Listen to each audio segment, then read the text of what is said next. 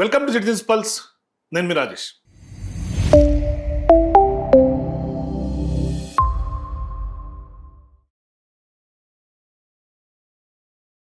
నిన్న రేవంత్ రెడ్డి గారు ఖమ్మంలో మాట్లాడుతా కాళేశ్వరం సంబంధించినటువంటి అంశం గత వారం రోజులుగా భారీ స్థాయిలో చర్చ జరుగుతుంది. కాళేశ్వరంలో ఉన్నటువంటి భాగమైనటువంటి కన్నెపల్లి పంప్ హౌస్ని ఖచ్చితంగా ఆపరేట్ చేయాలి, ఆన్ చేయాలి, తద్వారా తెలంగాణ రైతాంగానికి నీళ్లు ఇవ్వాలన్న డిమాండ్ భారీగా పెరుగుతోంది. ఇలా పార్టీలకు అతీతంగా మాట్లాడుతున్నారు. బీజేపీ నాయకులు మాట్లాడుతున్నారు. ఇక బీఆర్ఎస్ పార్టీ అయితే ఏకంగా నీళ్లను చూపించడానికి స్వయంగా కేటీఆర్ గారే రంగంలో దిగి కన్నెపల్లి పంప్ హౌస్ కాడికి పోయి ఎన్ని నీళ్లు ఉన్నాయి, ఎన్ని క్యూసెక్కులు నీళ్లు ఉన్నాయి ప్రజెంట్ లైవ్లో కూడా చూపించినటువంటి పరిస్థితి మనకు కనిపిస్తుంది. అయితే ఇక్కడ ప్రధానంగా ఎందుకు ఆన్ చేస్తలేరు, ఇది మనం గడిచినటువంటి గత కొంతకాలంగా మాట్లాడుతూనే ఉన్నాం.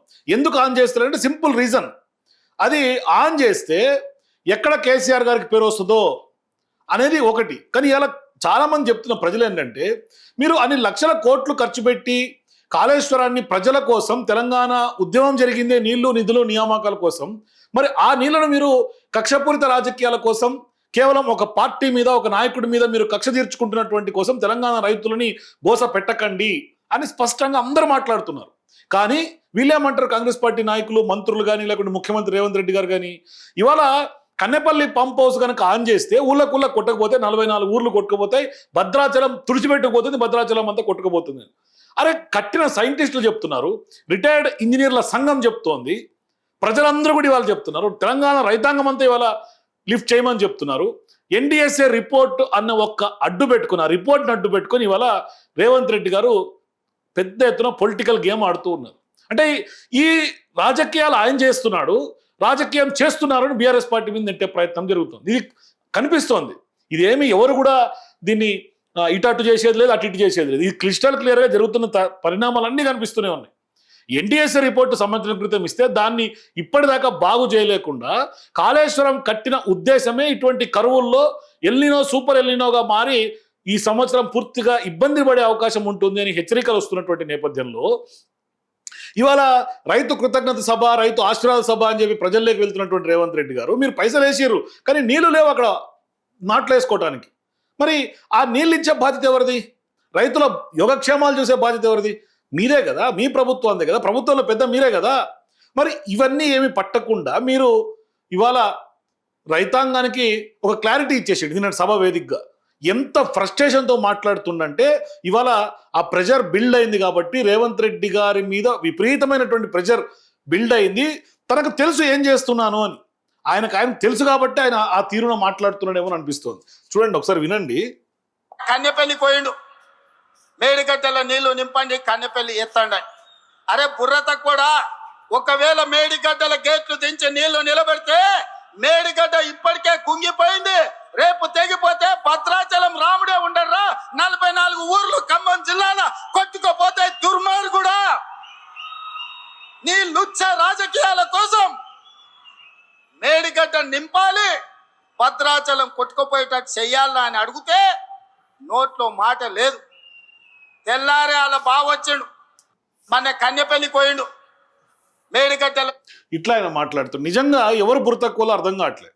ఆయనేమో ప్రతిపక్ష పార్టీలు బుర్ర తక్కువలు అంటున్నాడు, కానీ వాస్తవానికి ఎవరు బుర్ర తక్కువలో ప్రజలకు అర్థమవుతూనే ఉంది. ఎవరు విజనరీ లీడర్గా ఇవాళ కాళేశ్వరాన్ని కట్టిర్రు, ఏ ఉద్దేశంతో కాళేశ్వరాన్ని కట్టిర్రు, ఇవాళ ఏ ఉద్దేశానికి కాళేశ్వరాన్ని వాడుతున్నారో తెలంగాణ యావత్ జనాలకి, ప్రజలకి, రైతులకు అందరికీ తెలుస్తూనే ఉంది క్లియర్గా. కానీ ఇవాళ ఎంత మూర్ఖంగా మాట్లాడుతున్నారు రేవంత్ రెడ్డి గారు అంటే, గతంలో వరదలు వచ్చినప్పుడు 2023, 24, 25 ఇట్లా గడిచినటువంటి 2 ఏళ్లలో వరదలు వచ్చినప్పుడు విపరీతమైనటువంటి ఫ్లడ్ వస్తే కూడా ఆ 2 పిల్లర్లు కుంగినా కూడా ఏమీ కానటువంటి పరిస్థితి. రేవంత్ రెడ్డికి తెలియదని కాదు, భద్రాచలానికి ముప్పు అని మాట్లాడాడు. భద్రాచలానికి ముప్పు ఎక్కడి నుంచి ఉండదు నిజానికి? భద్రాచలానికి ముప్పు అంటే ఏమైనా ఉంది అంటే పోలవరంతో ఉంది. పోలవరం హైట్ పెంచితే, అందుకే కదా మా ఖమ్మం జిల్లాలోని 5 మండలాలు 7 మండలాలు తీసుకొని పోయి బలవంతంగా కలిపింది బీజేపీ ఆంధ్రాలో. పోలవరం ముప్పు కోసమే కదా మా భద్రాచలం కాన్స్టిట్యున్సీలో, పక్కన అశ్వరావుపేట కాన్స్టిట్యున్సీలో తీసుకొని పోయి ఆ మండలాలని 7 మండలాలు కలుపుకున్నమాట వాస్తవం కాదా? నీకు తెలియదా? నువ్వు గట్టిగా పోలవరం గురించి మాట్లాడితే గురువు గారికి కోపం వస్తుందనా? ఇవాళ ఇంజనీర్లు అందరూ స్వయంగా చెప్తున్నారు. ఇంజనీర్లు ఏమంటున్నారు, ఇది అసలు కుంగే పరిస్థితే లేదు, ట్రయల్ రన్ చేయండి. నేను స్వయంగా తెలంగాణ రిటైర్డ్ ఇంజనీర్ల సంఘం సంబంధించినటువంటి జనరల్ సెక్రటరీగా ఉండి రిటైర్ అయినటువంటి ఆయన వెంకటేశం గారితో నేను మాట్లాడినా, శ్యాంప్రసాద్ రెడ్డి గారితో కూడా నేను మాట్లాడే ప్రయత్నం చేసి ఆయన లైన్లోకి రాలే. వెంకటేశం గారితో నేను స్వయంగా మాట్లాడినా, ఒక అరగంట సేపు మాట్లాడిన. అసలు వాట్ ఈజ్ కాళేశ్వరం, ఏ ఉద్దేశంతో కట్టిరు, ఎట్లా కట్టిరు, మరి ఇవాళ కాళేశ్వరం బెనిఫిట్స్ ఫలాలు అందాల్సినటువంటి టైంలో ఇవాళ రేవంత్ రెడ్డి గారు రాజకీయాలు ఎట్లా తొక్కేస్తున్న అంశాల మీద స్పష్టంగా ఆయన విత్ డేటాతో సహా చెప్పిండు. ఆయన గతంలో వరద వచ్చినప్పుడు అన్ని లక్షల క్యూసెక్కులు కిందికి పోతే కూడా మేడిగడ్డ చెక్కు చెదరలే, ఇవాళ ఏమవుతుంది, అది ఏమి అవ్వదు అని స్పష్టంగా ఇంజనీర్లు చెప్తున్నారు. ఎన్డీఎస్ఏ కూడా రైతాంగాన్ని మీరు ఇబ్బంది పెట్టకండి ఒక పాయింట్ మెన్షన్ చేసింది, ఎన్డీఎస్ఏ రిపోర్ట్ కూడా కోట్ చేసిండు. గతంలో ఇంకోటి బీజేపీ నాయకులు కూడా ఇవాళ బేషరతుగా బేషజాలకు పోకండి అని చెప్తున్నారు. ఇవాళ ఎక్కడ ఆయన మంచి పేరు లేకుంటే కాళేశ్వరం సంబంధించినటువంటి అంశాల్లో కేసీఆర్ గారికి మంచి పేరు వచ్చేస్తుందేమో అని ఇవాళ వాస్తవానికి కూడా ప్రజలకు అర్థమైంది. రేవంత్ రెడ్డి అంటే ఏమి, కేసీఆర్ గారు అంటే ఏమి, కాళేశ్వరం సంబంధించినటువంటి వ్యవహారంలో ఎవరు కరెక్టు ఎవరు తప్పును ప్రజలు ఇవాళ మాట్లాడుతున్నారండి. నేను నిన్న ఒక ఛానల్లో చూసింది, వరుసగా 2-3 రోజులుగా జరుగుతూ ఉంది అదంతా కూడా. నిన్న ఒక ఛానల్లో అరగంట సేపు పబ్లిక్ని వాళ్ళ కాళేశ్వరం మీద మూడు తెలుసుకునేందుకు ఒక ప్రైవేట్ ఛానల్లో పబ్లిక్ కాలర్స్ని ఇన్వైట్ చేస్తే పబ్లిక్ మాట్లాడుతున్నారండి. ఒక్క పబ్లిక్ కూడా కాళేశ్వరంకి కన్నెపల్లి పంప్ హౌస్లో ఆన్ చేయకండి, రైతులకు నీళ్ళు ఇవ్వకండి, అది మేడిగడ్డ కొట్టుకపోతుంది, భద్రాచలం మునిగిపోతుంది ఎవడు చెప్పట్లా. ప్రజలకు కంప్లీట్ అవగాహన ఉంది. రేవంత్ రెడ్డి గారి కన్నా అవగాహన ఉందో లేదో నాకు తెలియదు, అధికారులు ఆయన చెప్తున్నారో లేదో నాకు తెలియదు, కానీ ప్రజలకి కంప్లీట్ పిక్చర్ అర్థమైపోయింది. కంప్లీట్ పిక్చర్ ఏ పొలిటికల్ వ్యాండాటాతో రైతుల్ని ఇవాళ ఇబ్బంది పెడుతున్నారో స్పష్టంగా అర్థం చేసుకుంటున్నటువంటి పరిస్థితులు తెలంగాణలో ఉన్నాయి. ఇవాళ రైతులు ప్రజలు ఏమంటారో వినండి ఒకసారి, నేను చూపిస్తా మీకు. ఏదైనా సరే రిపేర్ చేయాలా, రిపేర్ కానట్లు ఎన్డీఎస్ఏ రిపోర్ట్ అనేది ఒకటే కాదు కదా. ఇప్పుడు ఒక రిపోర్ట్ మీదనే ముందర పెట్టి మొత్తం ప్రాజెక్టునే డిఫాల్ట్ అంటున్నారు. ఓకే డిఫాల్ట్, వేరేది కట్టివ్వండి. హైదరాబాద్ లో ఎంత వాటర్ ప్రాబ్లం ఉన్నదంటే నేను చెప్తున్నాను సార్, ఒక పైప్ లైన్ రిపేర్ చేయలేకపోతున్నారు 3 నెలల నుంచి. వాటర్ చూపించినాం మేము.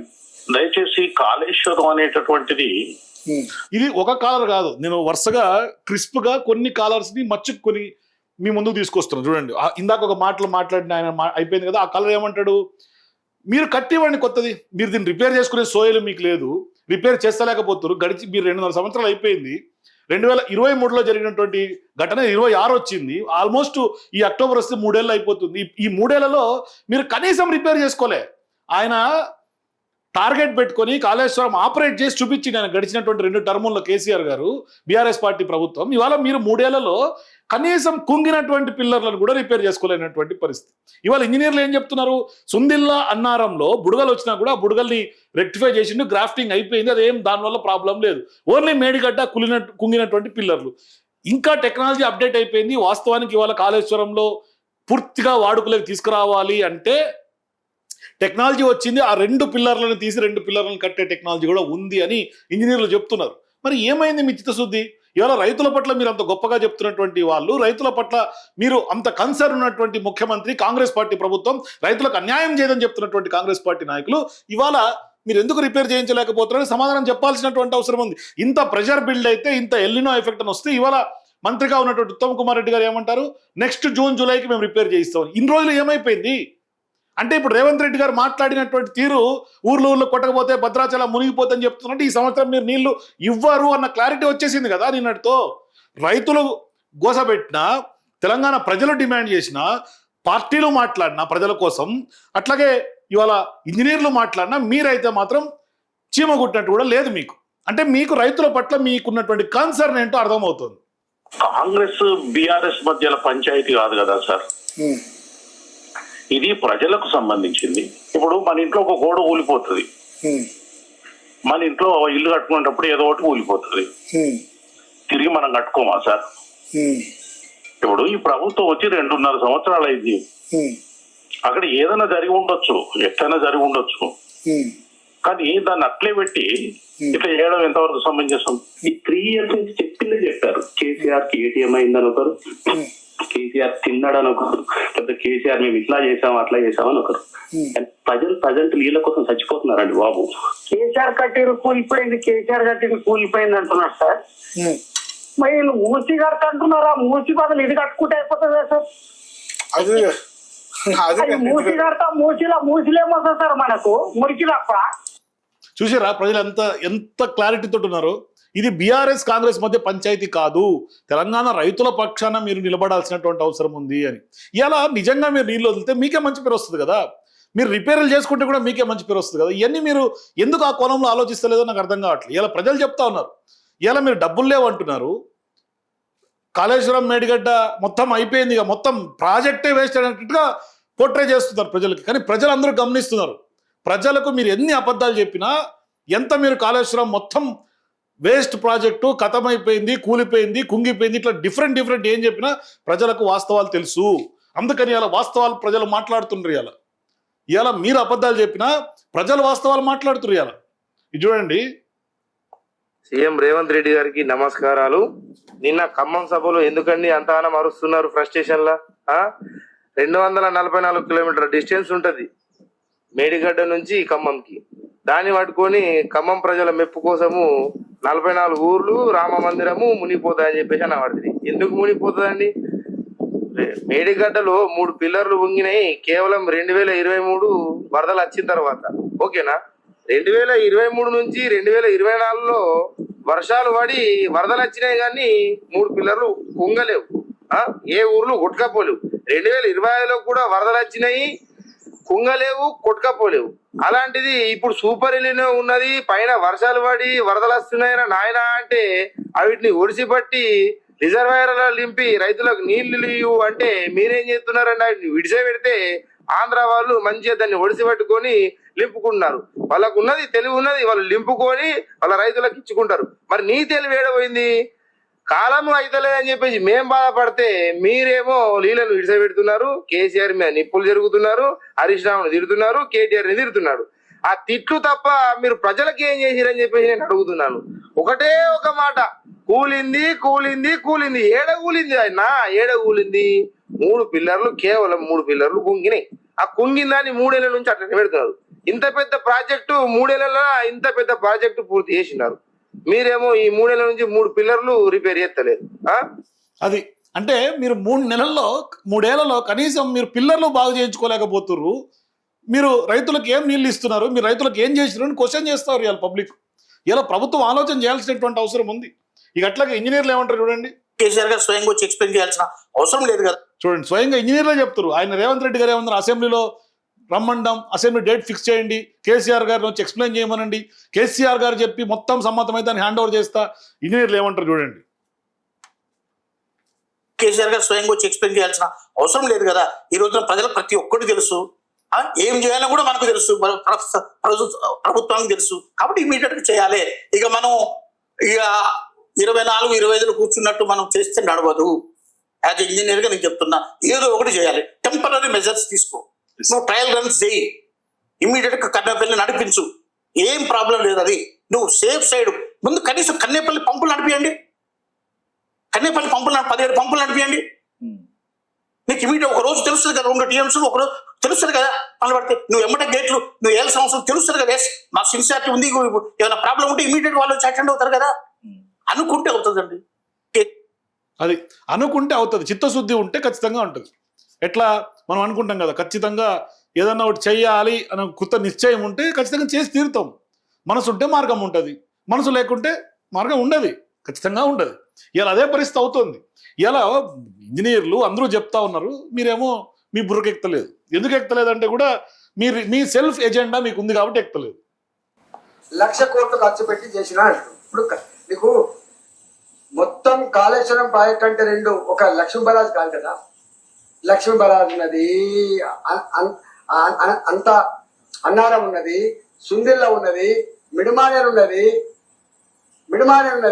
ఒక అనంత సాగర్ ఉన్నది, ఒక రంగనాయక సాగర్ ఉన్నది, ఆ పైన మల్లడ సాగర్ ఉన్నది, ఆ పైన కొండపోచమ్మ సాగర్ ఉన్నది, అక్కడ బస్వాపురం ఉన్నది. ఇన్ని ఉన్నాయి బాబు, 100 కిలోమీటర్ల కాలువలు ఉన్నాయి. ఏమర్థం చేసుకుంటారు మీరు?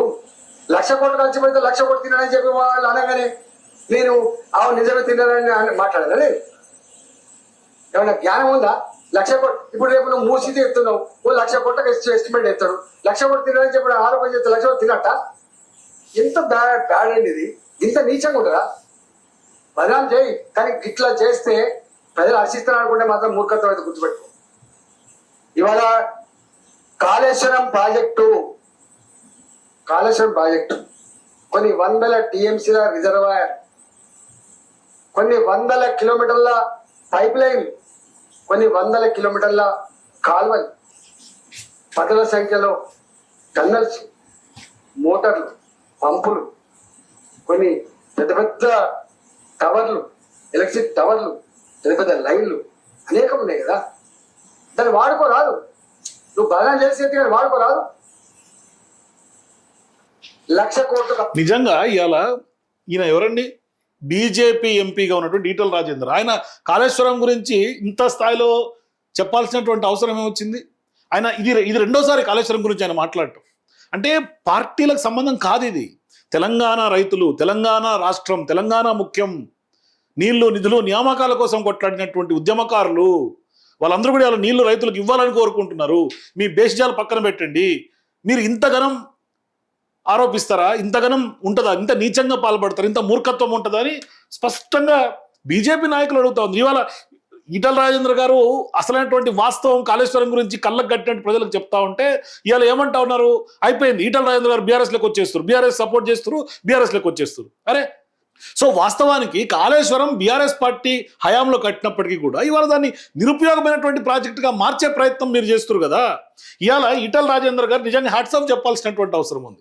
ఆయన పార్టీకి సంబంధం లేకుండా ఆయన రాష్ట్రం ముఖ్యమని కూడా ఆయన ముందుకు వచ్చి ఇవాళ మాట్లాడుతున్నటువంటి పరిస్థితి ఉంది. ఏ లీడర్ అండి ఇవాళ డైరెక్ట్గా వచ్చి పక్క పార్టీకి సంబంధించినటువంటి వాళ్ళకి క్రెడిట్ పోతుందంటే కూడా ఇవాళ కాళేశ్వరం గొప్పతనాన్ని ఎక్స్ప్లెయిన్ చేసే లీడర్ ఎవరు ఉన్నారండి? ఇవాళ రేవంత్ రెడ్డి గారు ఉన్నారు. ఆ క్రెడిట్ పోతుందనే ఇవాళ దుమ్మెత్తి పోసి నెత్తిన కందిని పోస్తా ఉన్నాడు ఆయన.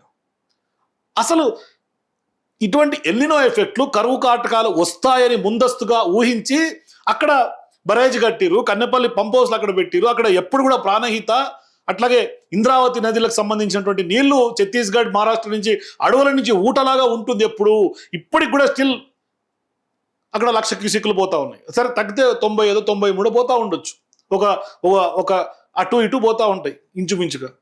ఇవాళ సిడబ్ల్యూసీ లైవ్ రికార్డులు చెప్తాను. మొన్న ఏమంటాడు, అసలు వరద లేదు ఎక్కడికి ఎత్తిపోయేలా అంటాడు. సిడబ్ల్యూసీ లైవ్ రికార్డులు ఉన్నాయి, లైవ్ సెన్సార్లు ఉన్నాయి, మీకు మినిట్ టు మినిట్ అప్డేట్ వస్తూ ఉంటుంది కదా సిడబ్ల్యూసీ లైవ్లో.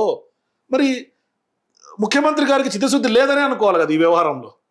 సో అసలు వాస్తవానికి మొత్తం వీడియో చూసిన తర్వాత కాళేశ్వరం సంబంధించినటువంటి వ్యవహారంలో రేవంత్ రెడ్డి గారు ఎందుకు తెలంగాణ రైతులకు నీళ్ళు ఇవ్వట్లేదు, ఎందుకు కన్నెపల్లి పంప్ హౌస్ లాంచ్ చేయట్లేదు, నిజంగానే ఎన్డీఎస్ఏ రిపోర్ట్ అడ్డు పెట్టుకొని వాళ్ళ ఎవరి మీద రేవంత్ రెడ్డి గారు కక్ష తీర్చుకుంటున్నారు, నిజంగా కేసీఆర్కి క్రెడిట్ రావద్దనే ఉద్దేశంతోనే ఇదంతా చేస్తున్నాడని మీకు అనిపిస్తే మీ ఏప్రిల్ కింద కామెంట్స్ చెప్పండి.